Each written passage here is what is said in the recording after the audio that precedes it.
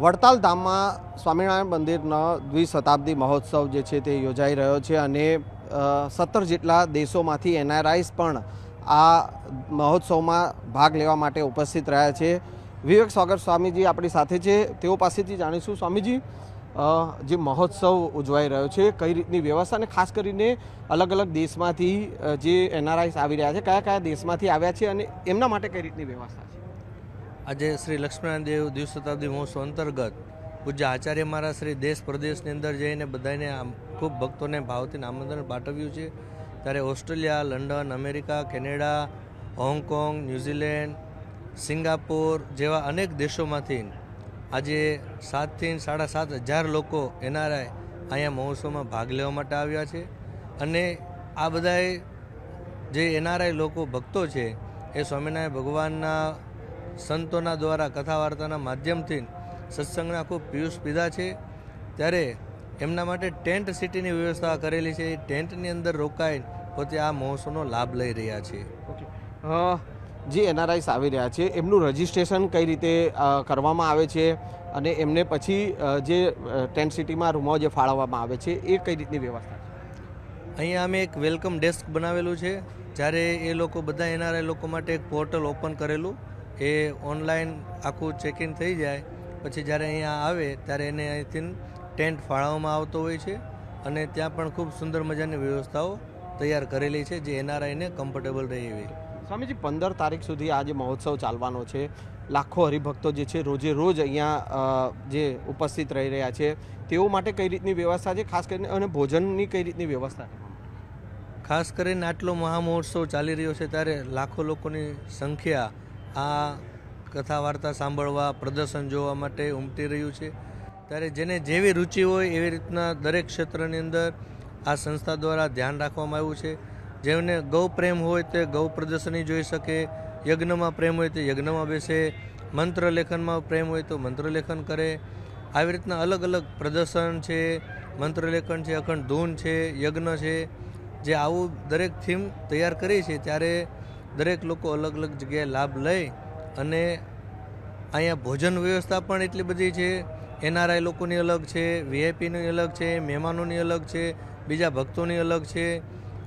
એટલે 8થી 10 જગ્યાએ અલગ અલગ રસોડા પણ શરૂ કરવામાં આવે જેથી કરીને હરિભક્તો આવનારા છે એમને કોઈ જાતની અગવડતાઓ ના પડે.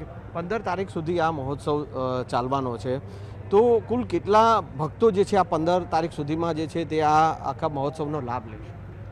અંદાજે તમે દરરોજની 3 લાખની એવરેજ માંડેલી છે. એવી રીતના હરિભક્તોનું કેલ્ક્યુલેશન કરીને આ આખું તૈયાર કરેલી છે અને એ પ્રમાણે લોકો આવી પણ રહ્યા છે.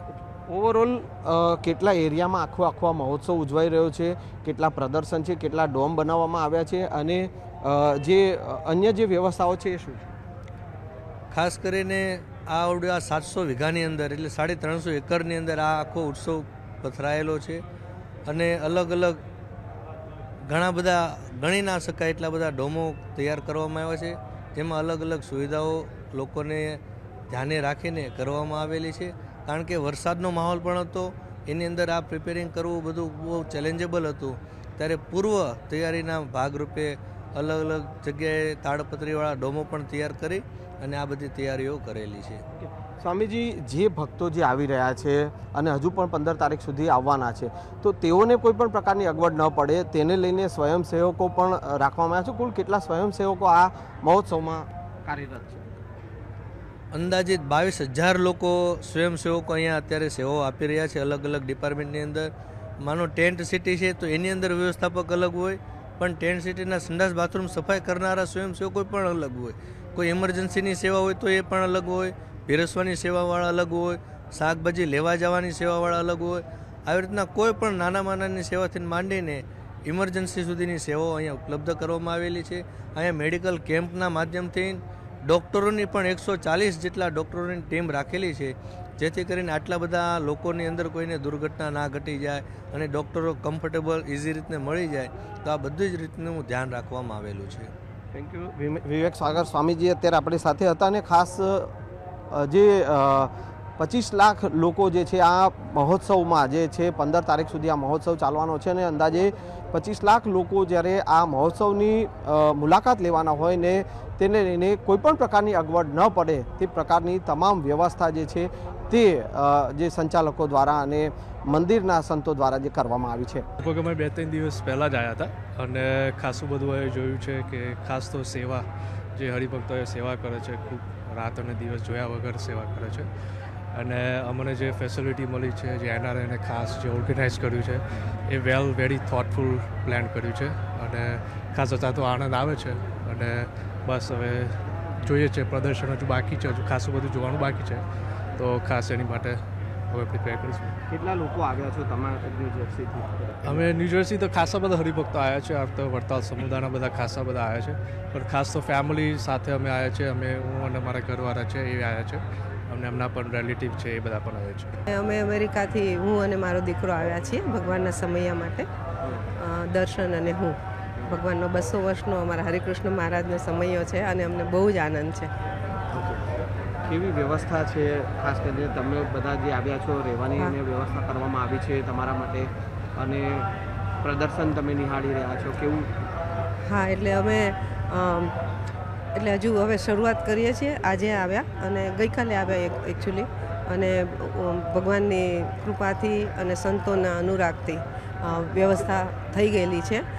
એટલે અમે અહીંયા નિધિ હોમ ત્યાં અમે ઉતારો છે અમારો બીજા ફેમિલીની સાથે. લક્ષ્મીનાથ દેવના 200 વર્ષ પૂરા થાય છે અને એના તમે સહભાગી બની રહ્યા છો, કેટલો આનંદ થાય છે?